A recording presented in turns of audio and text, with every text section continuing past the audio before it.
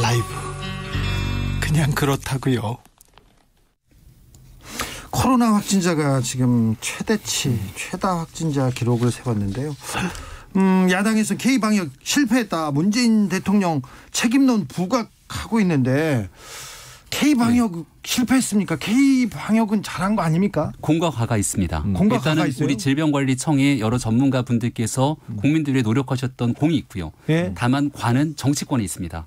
특히 이 내용들을 바탕으로 의사결정 내려야 돼 청와대는 방역의 정치화 등으로 인해서 현재 상황을 악화시켰다라고 하는 피하기 어려울 거라 보고요. 가장 핵심적인 이유는 11월 30일 정은경 질병관리청장이 앞으로 이 상태면 하루 확진자 수가 1,000명이 넘을 거다 이렇게 얘기하고 경고를 했는데 네. 그로부터 2주 동안 무슨 일이 있었습니까? 여기에 대한 철저한 방비책 대비하기는커녕 오히려 윤석열 총장 찍어내는 등 정치 현안에만 이슈를 잡아왔던 정부의 무능 때문에 지금 악화되고 있는 상황들 특히 백신 등의 문제까지 겹쳐서 국민들의 고통이 가중되고 있다. 이런 비판 피할 수 없을 겁니다. 최진봉 교수님. 저는 뭐 그렇게 생각하지 않고요. 그러니까 11월 30일 날 청장이 그렇게 경고했던 것은 사실은 우리가 그 K방역을 잘 해왔는데 결국 이제 젊은 층을 대상으로 해서 무증상 감염이라든지 파악한 데는 예컨대 예를 들면 증상이 나타나면 바로바로 격리가 될 텐데 그게 안 되다 보니까 처리가 늦어지는 부분이 있었고요. 그리고 정부가 이걸 K방역을 안 하기 위해서 다른 예를 윤석열 총장 관련된 무슨 뭐 이제 아까는 찍어내기라고 표현은 저는 그렇게 표현하지 않지만 윤석열 총장 관련된 일하고 이 K방역 문제는 전혀 다른 문제라고 저는 봐요. 그러니까 청와대나 방역 당국 입장에서는 가능한 한 K방역을 잘 할 수 있도록 여러 가지 노력들을 하고 있고 지금도 저는 하고 있다고 보고 네. 물론 숫자가 예전보다 많이 늘었지만 다른 나라에 비하면 아직도 우리나라는 양호한 편이에요. 아, 그렇죠. 제가 그걸 긍정적으로 평가한다고 예를 들면 이게 뭐 문제가 없다고 얘기하는 게 아니라 숫자가 늘어가는 부분에서는 문제가 있지만 그럼에도 우리나라의 방역은 아직까지는 우수한 편이라고 저는 보고 지금 현재 이런 사태가 일어날 수밖에 없었던 여러 가지 이유 중에 하나가 이제 여러 가지 우리가 뭐 방역에서 제대로 대책을 못 세웠다기보다는 이게 장기화되면서 국민적 피로도가 높아졌고 국민적 피로도가 높아지다 보니까 국민들의 대체적으로 경각심이 떨어진 부분이 있어요 분명히. 이제 그런 부분들을 강제로 막는 부분에 있어서 어느 정도까지 할 거냐에는 고민은 있을 수 있지만 그 정부의 탓 때문에 이렇게 왔다고 얘기하기에는 상황이 절대로 동의하지 않는다 이렇게 보입니다. 그럼 우리 주제를 내년으로 넘어가 보겠습니다. 내년 서울시장 보궐선거로 넘어가 볼까요? 자, 서울시장 후보군에 국민의힘 그 후보군에 많은 사람들이 저요 손들기 시작했습니다. 네, 맞습니다. 지금 뭐 저희 입장에서는 여러 후보들이 많이 나와서 건강한 경쟁을 해주는 게 큰 도움이 된다고 생각하고요. 최근에 또 김근식 경남대 교수님까지도 스스로 나올 것 같은 모습들을 취하고 있는 상황이라. 아니 김종인 비대위원장이 네. 김근식 교수한테 가서 출마해달라고 이렇게 얘기했다면서요, 교수님? 그러니까 저는 이제 제가 또 그 부분 잘 모르니까 뭐라고 말씀을 못 드리겠는데 정말 그렇게 정확하게 얘기하셨는지는 모르겠어요. 왜냐하면 김종인 비대위원장은 그런 표현을 하지 않으시는데 이제 김근식 교수께서 그렇게 말씀을 하시니 본인이 뭐 들었으니까 그런 얘기를 하시겠죠. 그러나 이제 뭐 예를 들어서 그렇게 되면 이런 이해가 가능하잖아요. 마치 김종인 비대위원장이 김근식 교수를 밀어주는 듯한 이미지가 생길 수 있어요. 예. 그러면 다른 후보들 입장에서 상당히 불쾌감을 느낄 수도 있고. 기분 나쁘죠. 그렇죠. 그리고 누구 한 사람을 뭐 그냥 전폭적으로 지지하는 거 아니냐 이런 오해를 불러일으킬 수 있어서 저는 김종인 비대위원장께서 일정 좀 의사를 밝힐 필요가 있다. 이 부분이 잘못 오해를 하게 되면 여러 가지 그 잘못된 해석을 나올 수도 있다는 점도 이해할 필요가 있습니다. 국민의힘에서는 정말 많은 후보자들이 지금 자천다천으로 지금 나서고 있나 봐요. 이번에는 해볼 만한 것 같아요. 그런데 예. 민주당에서 어떤 후보가 나오면 가장 싸우기 좋다. 해볼 만하다. 이런 사람 누구 이렇게 꼽습니까? 그런 후보가 있겠습니까? 다들 훌륭하신 분들이고 마지막 순간까지 최선을 다해서 뛰어야 된다는 생각을 지울 수가 없고요. 김병민 의원이야 그렇게 생각하지만 다른 의원들 얘기하달라고요. 네네. 만만한 후보. 예. 만만한 후보가 있겠습니까? 다만 지금 나와 있는 후보군들로는 더불어민주당이 선거를 치르지 않을 것 같다는 생각을 강하게 갖고 있습니다. 그래요. 박영선, 우상호, 박주민으로는 이 사람들이 최종 후보가 되지 않을 가능성이 높다고 보시는가요? 이런 후보군들이 나와서 최종적으로 이 중차대한 시국의 보궐선거를 더불어민주당이 치르게 된다. 더불어민주당 입장에서는 이번 선거 패배하게 되는 순간 이후로 이어지게 되는 대통령 선거까지 연결되면서 대통령의 레임덕 가속화되고 정권의 내리막길을 걷는데 굉장히 어려운 일이 생길 건데 지금 있는 후보군들이 뭐 훌륭하신 정치인들입니다마는 국민들의 전폭적인 지지를 받는 후보로 보기는 좀 어려운 측면들이 있습니다. 네. 깜짝 후보를 내지 않을까 생각이 되는데 요즘 제가 자꾸 눈길이 가는 정치인이 있어요. 누구요? 이낙연 대표. 이낙연 대표가요. 이낙연 사실 이 보궐선거는 민주당이 후보를 내면 안 되는 선거 아닙니까? 근데 당원 당규 개정해서 후보를 내도록 만들었죠. 이낙연 누구 대표. 책임하에? 이낙연 대표 책임하에. 이낙연 대표는 자천 타천으로 많은 사람들에게 알려진 대권주자인데 네. 지지율이 급전직하 내리막길을 계속 걷고 있습니다. 여기에 보궐선거 지게 되면은 먼지처럼 존재감 없이 사라질 공산이 매우 크죠. 어차피 계속 떨어지고 있는 지지율. 근데 여기에 대해서 만약 보궐선거에 본인 스스로가 모든 책임을 지고 이 서울시장 선거에 출마하겠다. 내가 내 선에서 다 책임지겠다라고 나오게 된다면 우리 당 입장에서도 좀 고민이 필요하지 않을까. 이건 파격이네요. 이런 생각이 드는 지점이 있습니다. 그러니까 이 정도까지 가능성을 두고 우리도 준비를 하고 있다. 네. 준비를 많이 하고 있군요. 국민의힘에서. 자, 최진봉 교수님은 크게 웃으셨어요. 아니 그걸 가서 거의 뭐 0%라면 제가 얘기하면 1%도 안 된다고 저는 보고요. 이낙연 대표 감사하죠. 네. 왜냐하면 이낙연 대표 입장에서는 대권을 바라보고 있고 서울시장에 나올 수 있는 상황은 전혀 아니라고 봐요. 그 대표를 하고 있는 상황이시고 그래서 제가 볼 때는 물론 이제 김병미 의원 입장에서야 뭐 더불어민주당 후보들에 대해서 뭐 좋게 얘기하셨지만 겉으로 보면 또 별로 인정 안 하시는 말은 좋게 하셨는데 속으로는 별로 인정 안 하시는 분이잖아요. 그랬습니다. 예, 그러나 이제 세 분이 충분히 저는 가능하다고 봐요. 세 분 중에서도 충분히 후보가 나올 수 있고 그 후보가 결집이 되면 저는 뭐 물론 지금 상황에서 뭐 지지율로 보면 국민의힘이 많은 부분 따라오고 있긴 하지만 또 일부에서는 추월하는 모습도 보이고 그럼에도 불구하고 이 대결은 또 다른 관점에서 볼 수 있다. 그러니까 그런 단순히 그냥 당의 어떤 지지율만으로 모든 걸 평가할 수 있는 상황은 아니라는 생각이 들어요. 그래서 또 민주당이 갖고 있는 지지율뿐만 아니라 또 개인이 갖고 있는 어떤 이런 부분 능력 이런 부분들도 저는 고려해야 된다고 보고 지금 이제 다른데 예를 들면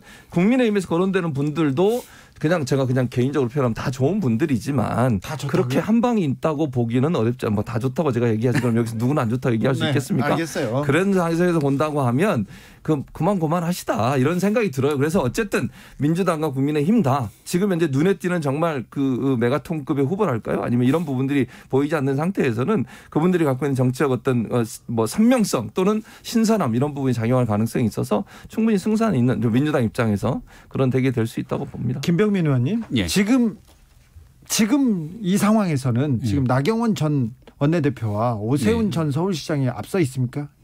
여론조사를 돌리면은 그래도 어느 정도 유의미한 수치들이 나오는 거로 계속 보도가 되는 것 같습니다. 네. 네. 금태섭 전 의원에 대한 생각은 국민의힘은 없습니까? 금태섭 의원은 독자적인 선거 출마를 얘기하고 있는데 여론조사를 보니까 꾸준하게 조금씩 상승하는 모습들이 보이는 것 같아요. 네.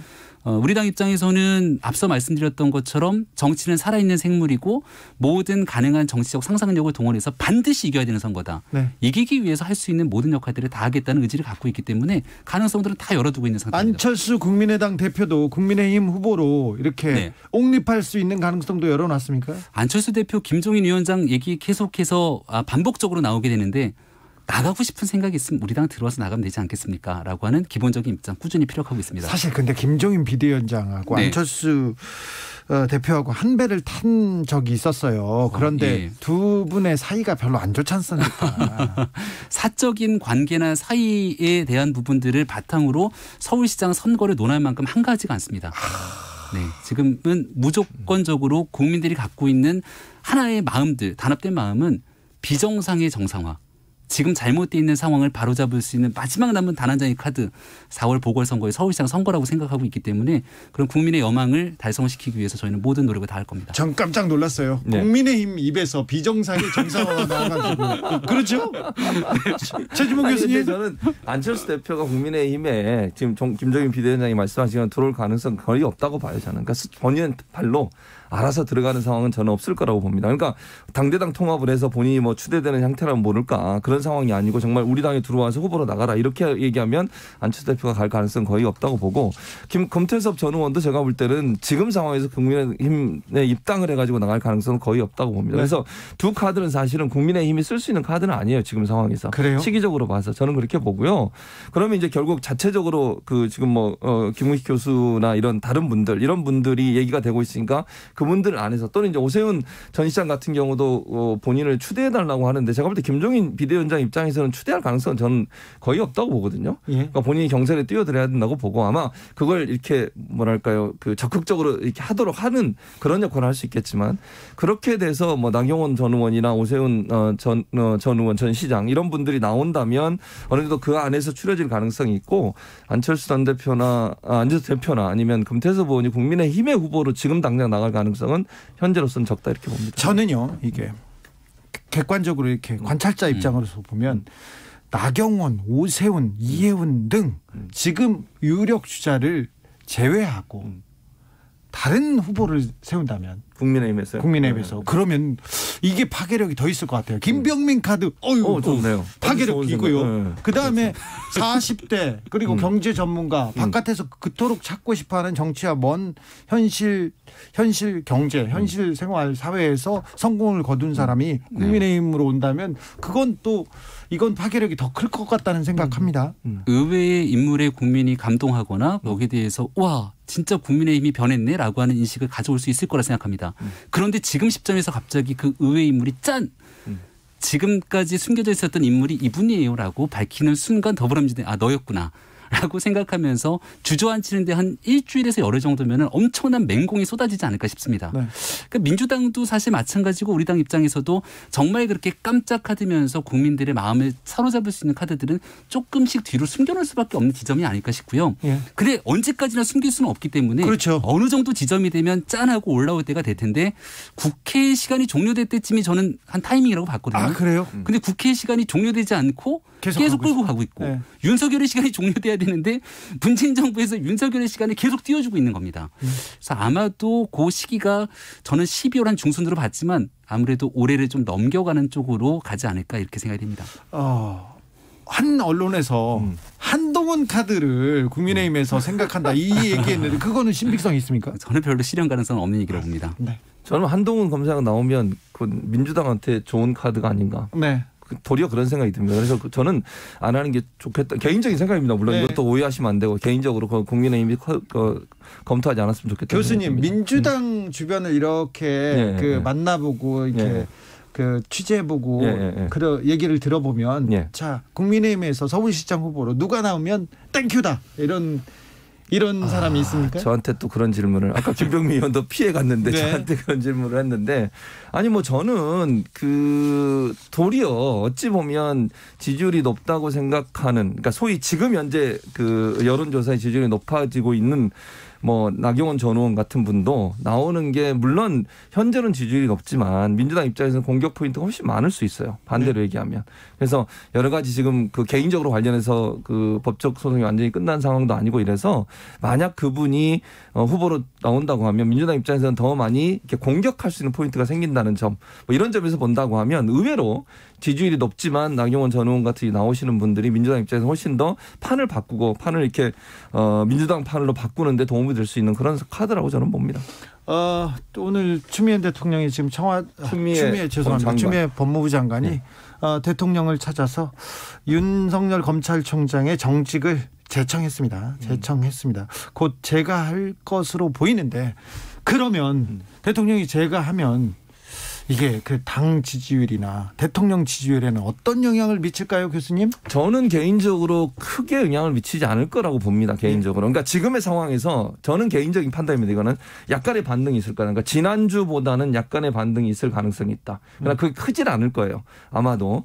그래서 어떤 그 지지자들의 결집이 좀 더 강화될 가능성이 있고 진보 진영에서 조금 더 지지를 좀 더 많이 보내서 일정 부분의 반등은 있을 수 있지만 큰 폭의 반등은 일어날 가능성은 없다고 봅니다. 김병민 의원님? 지지율 더 빠질 겁니다. 진보 진영에서 해임하지 않았다고 벌써부터 불만의 목소리 나오는 경우들도 생기고 윤석열 총장 측 가만히 있지 않을 건데요. 저는 축구 경기 참 좋아합니다만은 전반 지나서 후반 한 30분까지 지켜보다가 그때 가서 2골, 3골, 4골 먹기 시작하면 TV 꺼버립니다. 아마도 적극적인 지지층 입장에서도 여기에 대해서 할 수 있는 가능성과 기대를 보고 계속 보고 있는데 그 기대마저 저버리면서 무너지게 되면 문재인 정부를 지지하는 층마저도 흔들릴 수 있고 이미 중도층은 돌아선 지 오래이기 때문에 지지율 앞으로 더 빠질 가능성이 높다고 봅니다. 그러면 국민의힘에서는 대통령이 지금 빨리 제가 하고 징계를 지금 사인하길 결코 그렇게 생각하지 않습니다. 코로나의 엄중하고 위중한 시기 속에서 대통령과 함께 하나 돼서 우리가 지금 이 시국들을 돌파하기 노력을 해야 되기 때문에 하루속히 이 정치적인 문제는 좀 접어두고 코로나 방역에 모두 매진하시기를 부탁드립니다.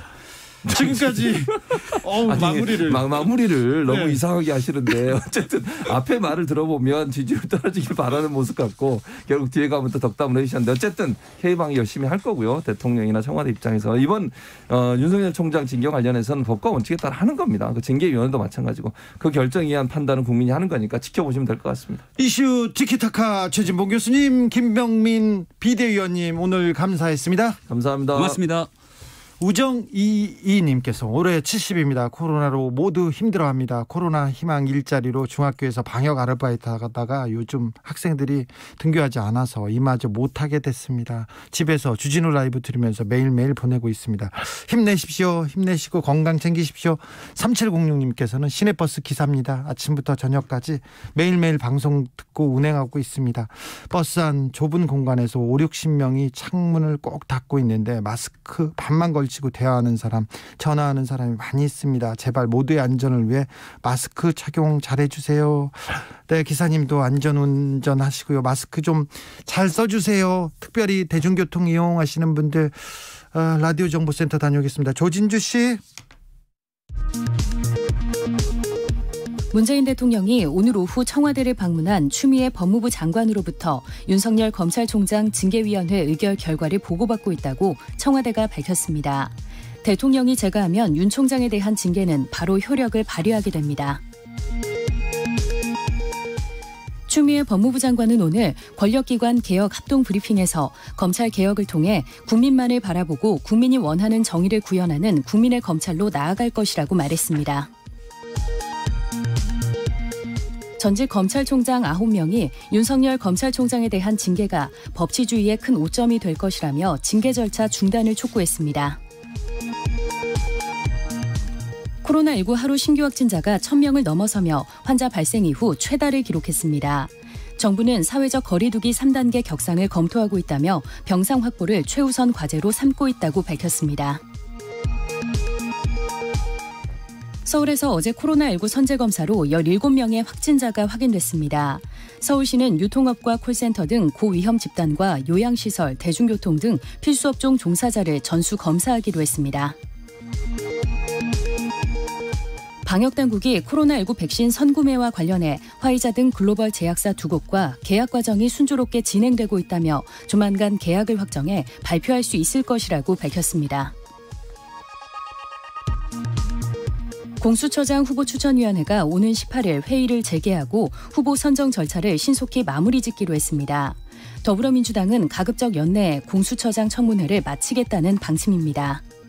지금까지 라디오 정보센터 뉴스였습니다.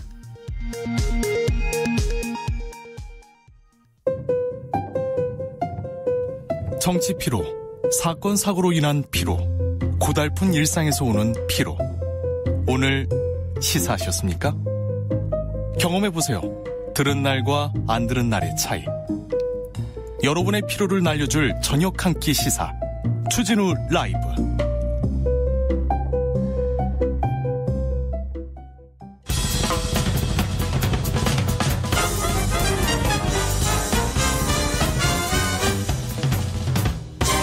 훅 인터뷰. 훅 인터뷰 이어갑니다. 검찰은 이미 스스로의 자정 능력을 상실했다. 국민으로부터 신뢰받는 검찰로 거듭나기 위해 새롭게 태어나야 한다. 많은 이들이 입을 모아서 검찰개혁 이야기합니다. 그 필요성 강조합니다. 공수처 출범과 함께 이제 첫 발을 뗐다고 평가하는 이들이 많습니다. 검찰개혁 어디까지 와 있는지 이야기 나눠보겠습니다. 검사 출신입니다. 이연주 변호사 모셨습니다. 안녕하세요. 안녕하세요. 네. 얼마 전에 추미애 장관이 국회에서 이렇게 책을 열심히 읽더라고요. 네. 내가 검찰을 떠난 이유. 이 책의 주인공 이연주 변호사님입니다. 네. 예, 그렇습니다. 그 뉴스 보고 놀랬죠? 그렇죠. 사전에 연락도 못 받았고요. 제가 추 장관님하고 일면식도 없는 사이고 뭐 네. 전화 한 통화도 해본 적 없습니다. 네. 그냥 책을 읽은 거예요. 그렇죠. 네. 네. 근데 큰 의미가 있는 것 같습니다. 네. 자, 사상 초유의 검찰총장 징계 정직 2개월 나왔습니다. 변호사님은 어떻게 보세요? 저 정한중 위원장의 언론 인터뷰를 보면은 위원들이 해임해서 정직까지 너무 나뉘어졌다라고 네. 말을 하죠. 거기서 조율을 하다 보니 좀 타협적인 결정에 이르르지 않았나 싶습니다. 네. 그래서 윤 총장이 여러 가지 절차적 하자를 거론했고 사실 검찰이라는 조직이 교수님 이하 징계위원들도 무섭죠. 네. 그 배경에서 좀 머뭇머뭇하기도 하고요. 네. 또 하나는 직무정지, 집행정지에서 인용돼서 네. 그거로 인한 좀 심리적인 영향도 있지 않았나 싶습니다. 네. 자, 신문 시작하겠습니다. 자, 재밌네. 검사 출신인데 제가 기자가 이렇게 또 질문하고. 그럼 검사님 아니죠. 변호사님이 보기에 네. 변호사님이 징계위원회에 딱 들어갔다. 그러면 이건 어떤 사안이었습니까? 어떻게 처벌할 수 있는 사안이었습니까? 저는 최소 면직은 했을 것 같습니다. 면직이요? 왜요? 일단은 법관 사찰이라는 거 굉장히 중대하다고 저는 보고요. 그거는 법관의 재판의 독립성, 법원의 독립성을 침해할 수 있는 거니까요. 예. 그래서 물론 윤 총장이 밝힌 9페이지 내용에는 보면은 판사님들이 좀 건전하게 생활을 하시더라고요. 네. 별 내용은 없었어요. 예. 그래서 근데 취미 농구. 네. 근데 취미가 룸살롱 가게였으면 검사들이 협박 사건이 잘 안 풀릴 때 그렇죠. 누구 돈으로 가시는 겁니까라고 말해볼 유혹을 이겨낼 수 있을까요? 또 하나는 그 어떤 부장 판사가 누구 3차장의 처제다. 이거는 사건이 안 풀릴 때 그 사람을 통해서 소정의 변론을 할 수도 있죠. 그렇죠. 그래서 판사 사찰 의혹을 받는 그 문건 그 부분이 굉장히 중요한 부분이기 때문에 그리고 또 하나는 그 정보 수집하고 검증을 행한 곳이 수사정보 정책관실인데 옛날에 범정. 그렇죠. 그건 범죄 정보를 수집 검증하는 데지. 그건 권한 범위 업무 범위 외의 일이죠. 윤 총장이 대검의 조직을 자기 사조직처럼 활용해서 특정 사건, 자기가 관심 있는 사건에 재판부에 대해서 정보를 수집한 거 아닙니까? 네. 어제 저희 프로그램에 검사 출신 김경진 전 의원이 이런 얘기했어요. 윤 총장 징계 최동욱 검찰총장 찍어낸 박근혜 정부하고 뭐가 다르냐 이렇게 얘기했습니다. 그런데 이런 목소리 검찰 내부에서도 높은 것 같아요. 이건 김경진 전 국회의원이 검사 출신이니까 가재는 개편, 초록은 동색, 이런 취지에서 입장에서 나온 거라고 저는 생각해요. 왜냐하면은 최동욱 총장은 사생활의 사유였고, 그리고 국정원을 동원해서 서초구 공무원이 그렇죠. 명백한 정치 사찰이죠. 불법적인 방법으로 개인정보를 수집해서 이분 처벌도 받으셨거든요. 서초구 공무원. 근데 윤 총장의 경우에는 직무상의 사유고 그리고 징계 절차라는 검사 징계법에 따른 절차를 하는 거기 때문에 불복할 수가 있죠. 근데 최동욱 총장은 그냥 이름만 더럽혀지고 다툴 방법도 없습니다. 그렇죠. 전혀 다른 거죠. 그렇네요. 김경진 전 의원 이거 전혀 다른 문제인데 제가 다음 방송에 오면 이 얘기 제가 꼭 짚고 넘어가겠습니다. 그런데 전직 검찰총장들 반대 목소리 오늘 다 냈더라고요. 그런데 그 안에 문정부의 초대 검찰총장이었던 문무일 총장 이름도 있어요. 그러니까 검찰 고위직 전직 검찰총장들은 검찰총장에 대한 징계가 이거 과하다 이렇게 생각하나 봅니다. 그건 입장 차이는 있을 수 있죠. 그리고 아무래도 윤 총장의 후배니까 팔이 안으로 굽지 않겠습니까? 그건 각계에서 여러 가지 의견이 나올 텐데 특별히 전 검찰총장들의 의견에 비중을 둘 필요는 없다고 생각합니다. 저는. 알겠습니다. 윤석열 검찰총장 서초동 검찰 내부에서 좀 평가가 어떻습니까? 제가 얼마 전까지 취재할 때만 봐도 그 검찰 내에서 인기가 별로 없던데요. 그렇진 않죠. 그렇지 않아요? 그렇죠. 거긴 검찰공화국이고 검찰공화국의 대통령님인데 태극기 부대에게 박근혜가 탄핵당하는 그런 정도의 충격일걸요. 그래요? 그래서 지금 생각합니다. 검찰 내부가 이렇게 검사들이 똘똘 뭉치는 겁니까? 그렇죠. 이게 초유의 일이고 총장님을 이때까지 총장이 스스로 물러난 사례는 있어도 법무부 장관이 수사 지휘를 했다거나 검경 수사권 조정에 반발했다거나 이런 이유로 스스로 나간 사람은 있어도 이런 징계 절차를 거쳐서 불이익한 처분을 받은 사람은 첫 사례니까 충격이죠. 아, 네. 그래서 우리 대통령을 우리 그 보스를 흔든다 이렇게 하나요, 검찰은? 당연히 그렇죠. 네. 예.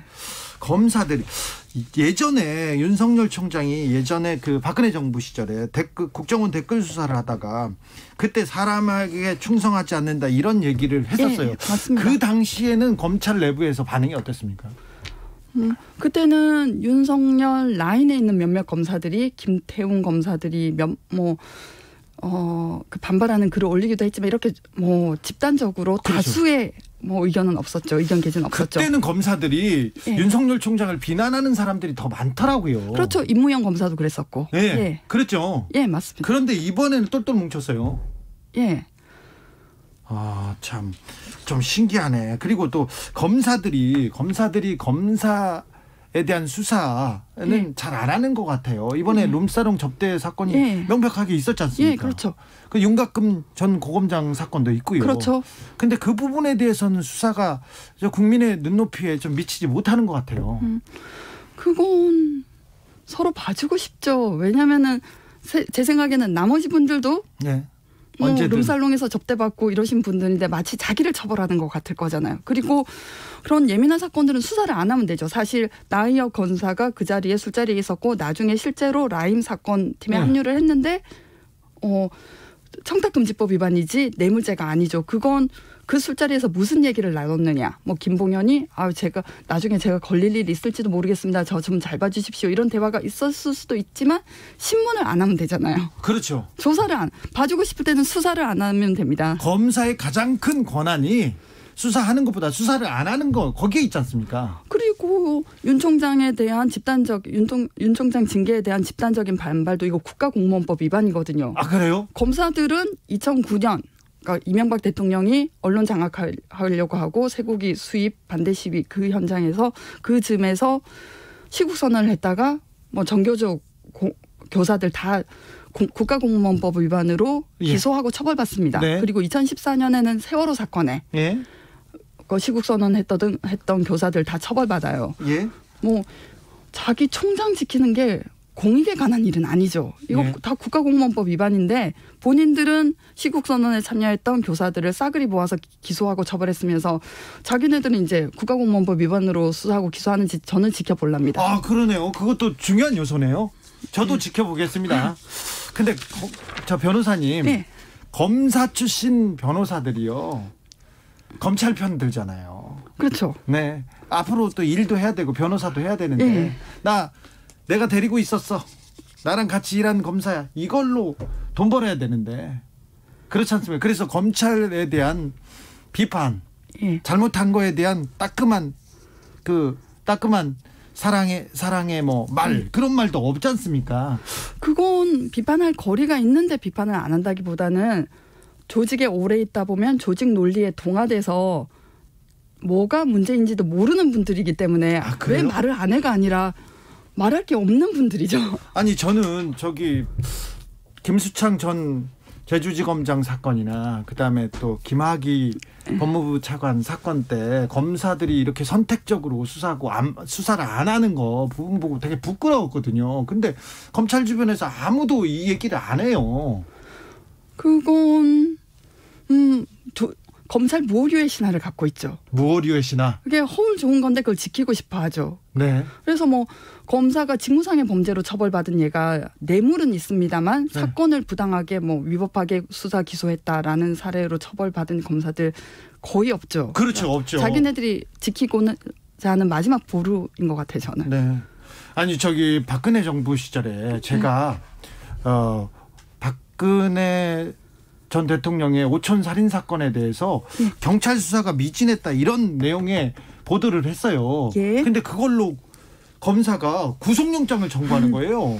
근데 이게 너무 명백하게 잘못됐어요. 전 나중에 무죄는 받았지만 근데 검사들이 주변에서 있던 검사들이 그 검사가 잘못됐다는 얘기를 한마디도 안 하더라고요.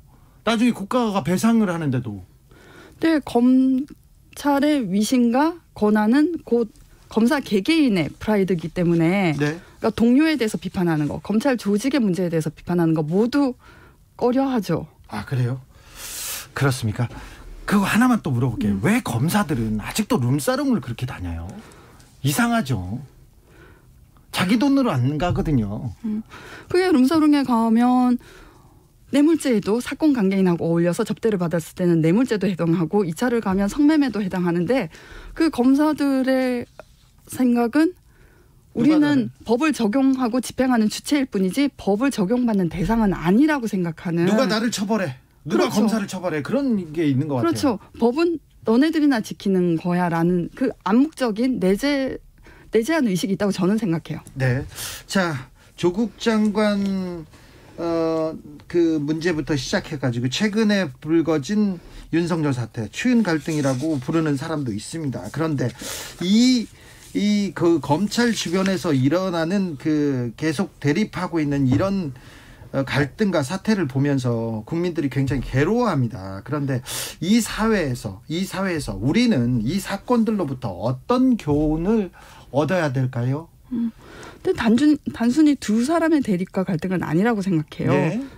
뭐 관점의 차이가 있겠지만 저는 윤 총장이 수사로 정치를 한 거죠. 대통령의 임명권에 저항을 한 거고 대항을 한 거고 국정 운영에 수사로서 개입을 한 거고 차기 대선 후보가 검찰총장이 노릇을 한다는 건 대단히 위험한 거죠.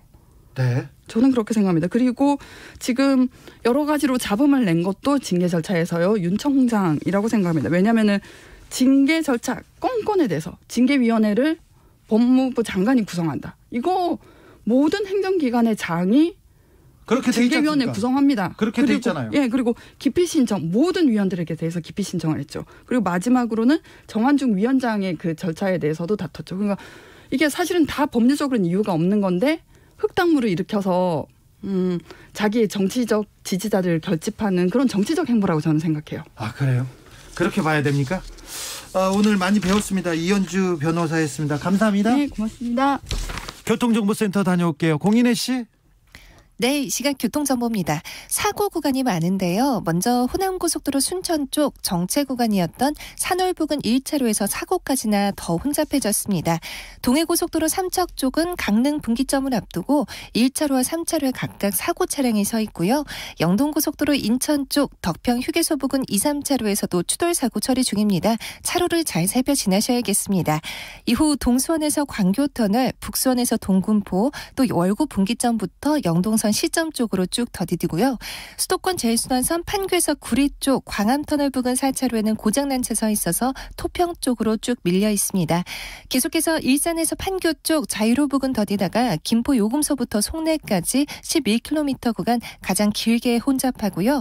서울 시내는 동부간선도로 의정부 쪽 장안교 부근 1차로에서 추돌 사고 처리 중이니까요. 참고해서 이동하셔야겠습니다. KBS 교통정보센터였습니다. 테이크아웃 시사 나왔습니다. 오늘도 하나 챙겨가세요. 주진우 라이브.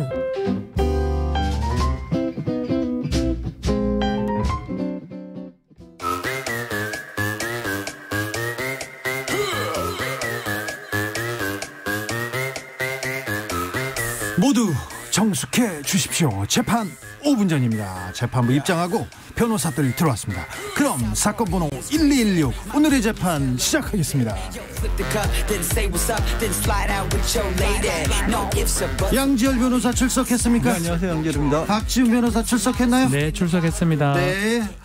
곧바로 본론으로 들어가겠습니다. 헌정사상 최초로 검찰총장에 대한 징계가 결정됐습니다. 정직 2개월. 우리 양 변호사는 면직될 것이다 이렇게 보셨고 박 변호사님 해임 얘기하셨는데 왜 정직 2개월로 정해졌을까요?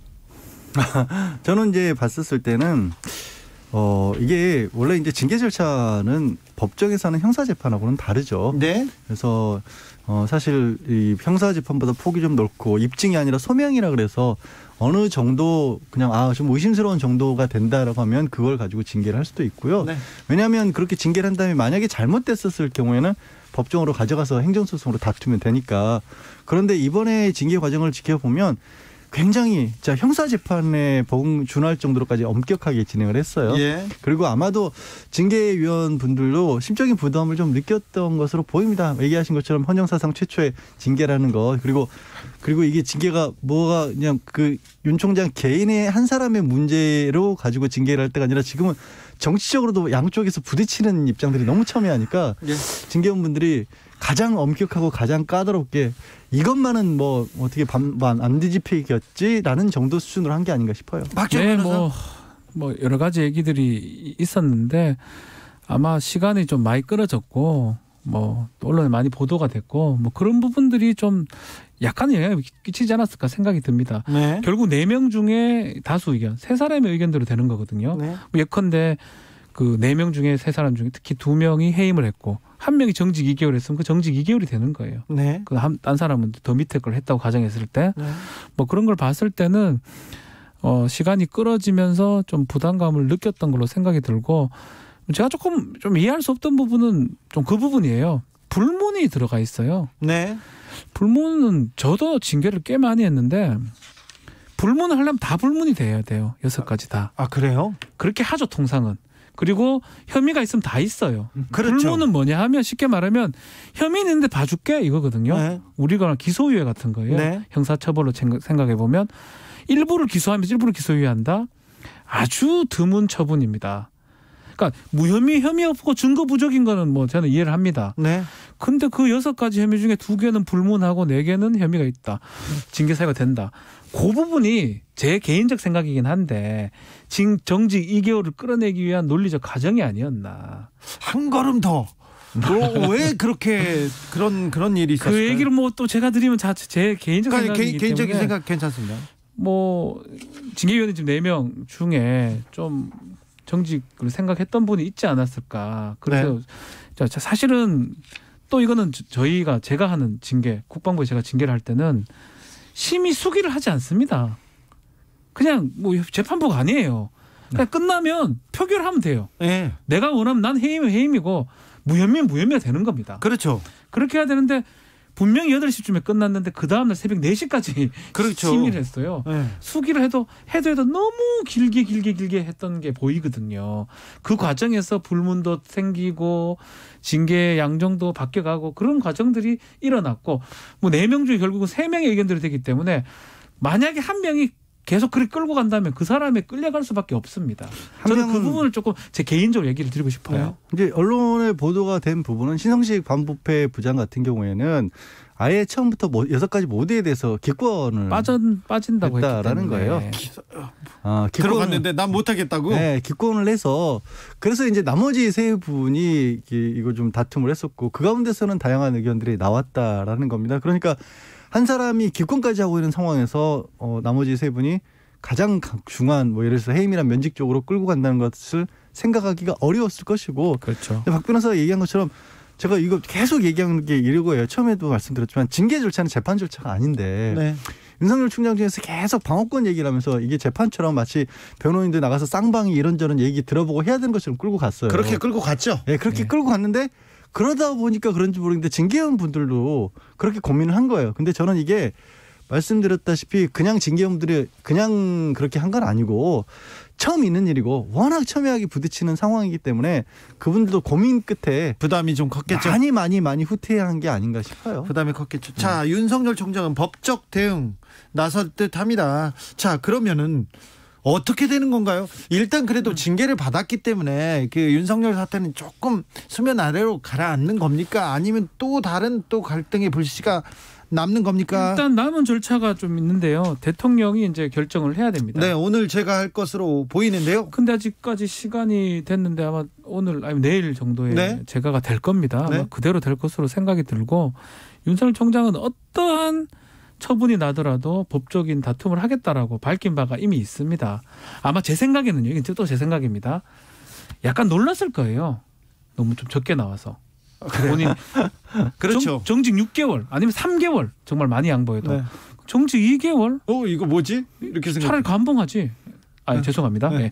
감독이랑 견책 나와도 네. 그래서 그것 때문에 법적 다툼을 하지 않을 수도 있다고 뭐 이렇게 보도가 되긴 하는데 저는 이미 밝힌 바에 따라서 행정소송, 특히 본안소송도 할 거고요.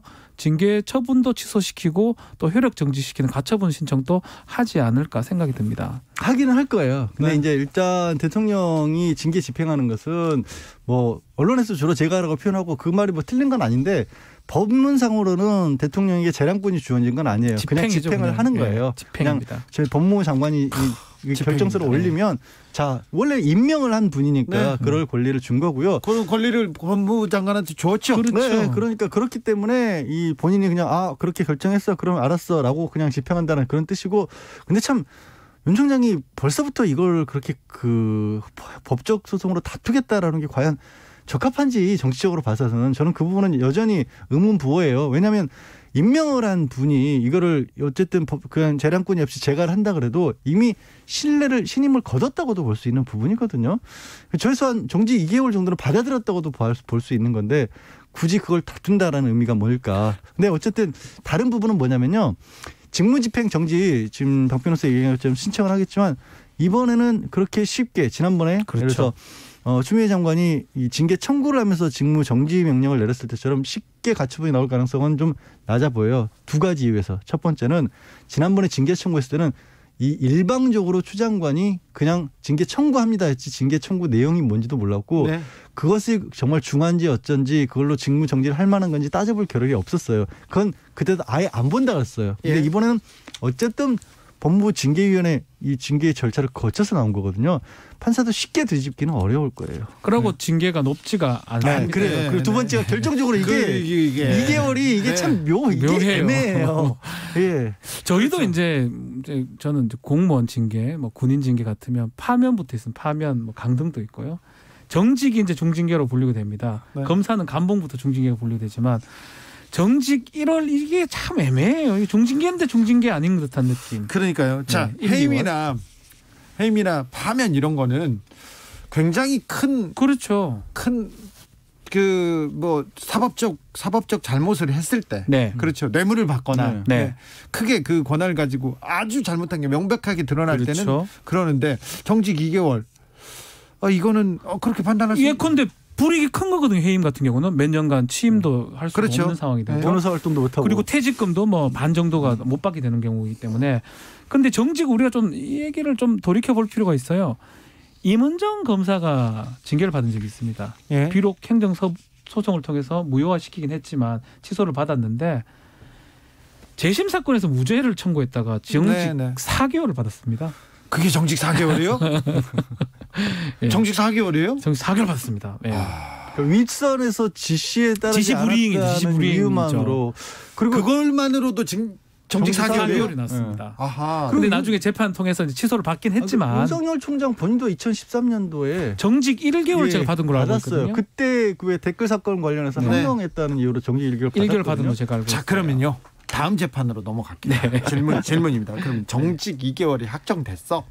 그리고는 만약에 법적으로 안 가고 윤 총장이 알았어요. 받아들일게요. 그러면 어떻게 되는 겁니까? 그러면 검찰총장 직무대행 2개월 동안 하고 나서 2개월 후에 쉬었다가 복귀하는 거고요. 2달 동안 급여는 못 받습니다. 근데 이제 출근 부분을 자꾸 물어보더라고요. 출근을 못 하는 게 아니에요. 해도 돼요. 해도 돼요? 출근 사무실이 너무 좋다 나는. 나는 사무실 쉬겠다. 책 보겠다. 뭐 그것도 가능하고요. 다만 지시를 내릴 수가 없죠. 보고를 받을 수가 없고요. 네.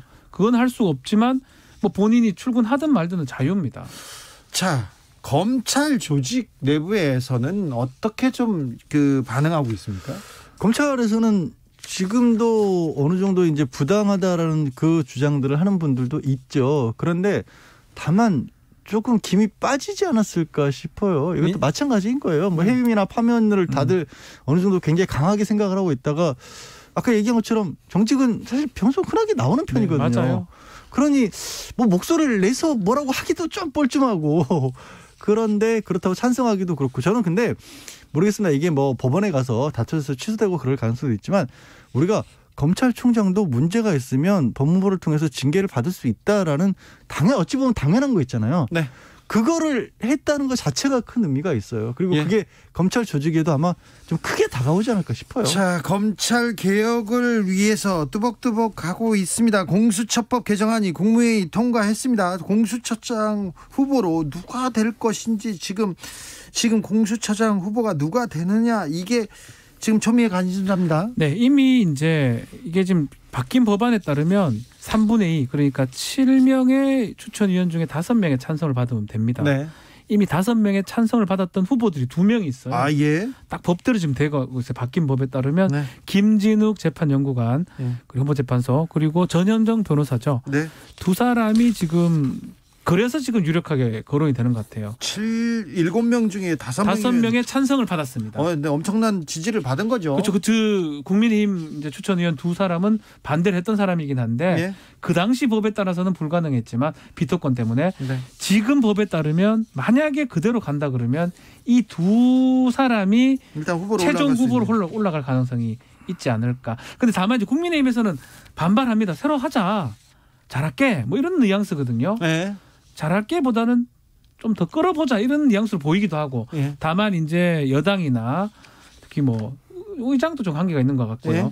어떻게 이거를 끌어갈지 예전에 그 위원들 추천위원들 구성으로 끌어갈지 새롭게 끌지 구성을 할지 시간이 끌지 말지 예. 이거는 여당이 조금 생각을 많이 할 걸로 생각이 듭니다. 그래도 올해 안에는 그 공수처장 후보 이렇게 최종 후보 이렇게 올려놓겠죠. 그래서 공수처에 대한 속도는 계속 가속화하겠죠. 일단 문재인 대통령도 국무회의에서 공수처법 국무위원회에서 통과한 걸 굉장히 큰 어떻게 보면 성과로서 네. 그렇게 얘기를 했고 뭐 현 정부에서 정부 출범 이후로 꾸준히 그 추진해왔던 사업 아니겠습니까? 이건 제도 변화 큰 제도 변화이고요. 네. 그렇기 때문에 그리고 이제 부칙으로 법령을 이번에 개정을 하면서도 박 변호사 얘기한 것처럼 기존에 있었던 회의 결과 같은 거 다 그대로 유지할 수 있도록 일부러 만들어놨거든요. 네. 그러면 그 얘기는 바로 다 밀어붙이겠다는 그런 뜻이죠. 두 사람이 올라가면 두 사람 중에 한 명을 대통령이 지명을 하는 그렇죠. 거죠. 네. 일단 공수처장 후보는 올해 안에 지명될 가능성이 높습니다. 그리고는 내년 초에 그렇죠. 바로 올해 지명이 돼야지만이 네. 새해에 그래도 비슷한 모습을 볼 겁니다. 이게 너무 오래 끌었어요. 7월 15일 날 있어야 될 끼인데요. 6개월이 지났습니다. 그랬을 끼인데. 예. 네. 자, 다음 재판으로 넘어가겠습니다. 자, 사법농단 재판 정말 중요한데 우리 사회에 가장 축이 되는 법치가 흔들리고 법치가 농단당한 그런 사건입니다. 사법농단 재판은 계속 진행되고 있는데 국민들의 기자들이 관심을 전혀 못 받습니다.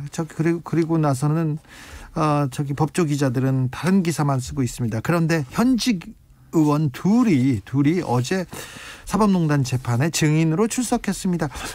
이탄희 의원과 이수진 의원 어떤 얘기를 했습니까? 일단 이 분들이 왜 나가게 된 거냐면요. 네. 뭐 이탄희 지금 의원 같은 경우는 과거에 이탄희 의원이 본인이 겪었던 일들을 이제 다른 분이 정리해서 책으로 내는 과정에 제가 좀 잠깐 계속 알고 있어서 내용도 여러 번 좀 들어봐서 있었는데 문제는 2017년 그러니까 이탄희 의원이 법원행정처에 일종의 스카우트 같은 거를 당했던 거죠. 그렇죠. 스카우트를 당했는데 가서 들리는 얘기가 그 컴퓨터 열어보면은 좀 놀랄만한 문건이 있는데 그거 보고 너무 놀라지 말라. 네. 이게 지금 이제 사실 이제 좀 전까지 얘기했던 윤석열 총장의 판사 뭐 사찰이냐 아니냐를 네. 따졌던 그 문건처럼 그 문건들이. 여기서는 그런 문건이 있었다라는 게 드러났던 거예요. 그래서 이탄희 의원은 그걸 바로 폭로했던 건 아니고요. 그런 게 있다라는 얘기를 듣고 본인은 그런 거 못 맡겠다라고 차라리 이 법원을 복권을 떠나겠다라고 그렇죠. 했던 겁니다. 사표를 쓰려고 했죠. 그러면서 이제 어제 나와서 얘기했던 부분들이 다른 것보다도 왜 법원행정처 특히 이제 엘리트라고 하는 이 판사 조직들이 윗선에서 대법원의 어떻게 보면 양승태 전 대법원장 밑에 대법관들의 뜻에 따라서 모든 판결이나 이런 것들이 좀 그들이 원하는 쪽으로 이루어지는 게 당연하게 받아들였느냐. 그리고 그때만 그랬던 게 아니라 이후에 이게 문제로 지적이 돼서 재판을 받고 조사를 받는 과정에서도 왜 법원의 판사님들이 그렇게 중간에 개입했던 부분들을 개입했다고 느끼지도 못하고 있느냐. 사실대로 얘기를 부담을 가졌고 이건 법원의 독립을 침해하는 거라고 말만 해줬어도 이 지경은 안 됐을 것이다라는 얘기를 울먹이면서 했다고 합니다. 그렇죠. 증인으로 나갔는데 뭐 사실 발단입니다. 네. 이탄희 판사 지금 의원이 됐는데 이탄희 자기 동료들을 자기가 캐야 되고 그 서류를 보고 깜짝 놀라서 못하겠다고 예. 나왔는데 이제 임종원 차장이죠. 그렇다면 뭐 옛날 업무로 돌아가라. 또 그렇게 하는 과정이 지금 알려졌는데 이 이탄희 의원이 이번에 재판에서 많이 얘기했던 부분은 본인이 이제 발단이 되긴 했지만 그 뒤이후에 많은 판사들이 증인도 하고 진술도 하는 과정에서 이 사찰 부분들이 드러나지 않았거나 아니면 덜 밝혀진 부분이 많다고 좀 판단한 것 같습니다. 지금 이제 재판에서 잘 되고 있지 않아요. 그 부분을 네. 지금 우리 양 변호사 얘기한 것처럼 이탄희 의원이 좀 많이 얘기했던 걸로 보이고 막 그럼에도 불구하고 재판에 크게 반영은 저는 안 될 것 같아요. 왜냐하면 직권남용죄라는 법리가 그게 어렵잖아요. 쉽지가 않게 되고 있어요. 어렵잖아요. 재판 네. 그걸로 이게 판단을 내리기. 그렇죠. 자, 이수진 의원은 무슨 얘기했어요? 이수진 의원도 마찬가지로 당시에 이제 자신도 이제 그 댓글을 또 달았는데 막 뭐 얘기하지 말라라는 이규진 당시 양형위원장이죠. 네. 얘기한테 듣기도 했고 여러 가지 진술을 했습니다. 본인도 불이익 받은 부분도 있고 그래서 본인도 사찰 대상이 됐다라고 이 재판 과정에서 증언을 했고 그러면서 인사 발령도 받았다라고 본인이 주장을 했었습니다. 네. 참 사법농단 재판이 굉장히 중요한 재판인데 근데 재판이 잘 진행되지 않는 것 같아요. 저는 이것도 그렇고요. 검찰의 이번에 윤석열 총장 때도 결국 이제 판사 성향 보고서 이런 것들이 만들어지는 과정 이런 것들도 네. 뭐냐면 똑같습니다. 두 개적으로 본질적으로는 뭐냐면 윗선에서 제일 어떻게 보면 지휘부에 있는 곳에서 전체 검찰 전체 법원을 자신들이 원하는 쪽으로 끌고 가고 싶어 했던 그렇죠. 거예요. 그리고 그거에 대해서 죄의식이 없다라는 거죠. 근데 이제 그게 문제가 있다고 보는 쪽에서는 검찰과 법원의 독립이라는 게 검찰 조직의 독립이 아니라 검사 한 사람 한 사람 개인의 또 독립도 같이 얘기하는 거고 판사 한 사람 독립도 막 얘기하는 거거든요. 아니 근데 판사들은 재판에 독립하면서 판사 한 사람의 독립 얘기하는데 왜 검사들은 왜 검사 동일체 하면서 검찰은 한 몸뚱이다 이렇게 그게 지금 없어진 지 오래됐거든요. 그럼에도 아직 그렇게 생각을 하는 것 같아요. 왜냐하면 검사는 그렇게 해서 똘똘 뭉쳐있을 때 힘이 더 세지잖아요. 그렇죠. 검사는 약하나 검찰은 강하다. 그렇죠. 항상 판사는 조직이 강한 거니까. 판사는 뭉칠 수 있는 게 없잖아요. 어차피 자기 재판부에 사건이 배당되지 않으면 할 수 있는 게 없잖아요. 판사들은 이렇게 얘기하더라고요. 검사 한 명 한 명은 들어왔을 때는 별로 무섭지 않다. 공판 검사들. 네. 그렇지만 그 뒤에 있는 검찰 조직을 생각하면 그렇죠. 되게 두렵다라는 얘기를 들은 적이 있거든요. 그러니까 사찰 문건이 중요한 그렇죠. 거 아닙니까? 네. 그런데 검사들도 법과 양심이 중요해야지 어떻게 조직의 이익이 중요하냐고요. 이게 말이 됩니까? 글쎄요. 조직이 오랫동안 있다 보니까 그렇게. 근데 저는 대다수 검사 그렇다고 저는 얘기하고 싶지 않습니다. 일부 검사들이 좀 그렇지 않은가. 대다수가 그렇잖아요. 아니요. 대다수 검사라는 의미가 여기서는 이제 박 변호사 얘기는 좀 나눠야 될 게 뭐냐면 네. 일반 형사부에서 인지수사를 하지 않는 부서에 있는 검사들은 그런 생각을 하고 싶어도 별로. 많은 검사님들의 법과 양심에 따라서 이렇게 수사하고 있다는 거 믿고 싶습니다. 믿습니다. 네. 네. 응원합니다. 그런 분들. 자, 오늘 재판 5분 전 양지열 변호사, 박지훈 변호사 감사합니다. 수고 많으셨습니다. 감사합니다. 고맙습니다. 3931님께서 얼마 전에 입대한 큰아들이 군대에 있고요. 수능 끝난 작은 아들은 아르바이트 가고요. 남편은 퇴근 중입니다. 저는 저녁 준비하면서 집에서 방송 듣고 있습니다. 날씨가 많이 춥습니다. 모두들 건강하시고 코로나 조심하세요. 이런 문자 주셨습니다. 0019님께서는 가게에서 혼자서 유튜브로 시청 중입니다. 30대 자영업자인데요. 오늘부로 가게 정리하고 폐업하기로 결정했습니다. 4년 동안 쉬지 않고 달려왔는데 제 의지와 상관없이 이렇게 무너질지 몰랐어요. 가뜩이나 추운 겨울인데요. 마음도 시리네요. 0019님 힘내세요. 열심히 달려왔습니다. 본인의 잘못이 탓이 아닙니다. 이게 사회가 코로나가 올 줄 어떻게 알았어요. 그러니까 자, 이 추운 겨울인데 조금 힘내고 겨울이 가면 봄이 옵니다. 코로나는 분명히 가고요. 우리가 코로나를 이기고 마음껏 이렇게 이제 일할 수 있는 그런 시간이 올 겁니다. 조금 힘내주세요. 다들 힘든데 다들 조금씩만 더 힘내주시기를, 더 따뜻하시기를 빕니다. 다이나믹 듀오가 부른 Beyond the Wall 들으면서 오늘 주진우 라이브 마무리하겠습니다. 저는 내일 오후 5시 5분에 돌아옵니다. 지금까지 주진우였습니다.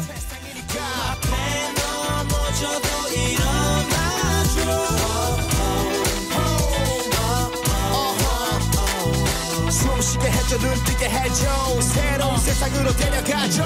다 알아 너만이 힘든 거 하루하루 먹고 살기 힘든 거 무너진 모습 깔아보면 기특거리는 깡패 같은 현실의 꿈 다 뜯겨 빈털터리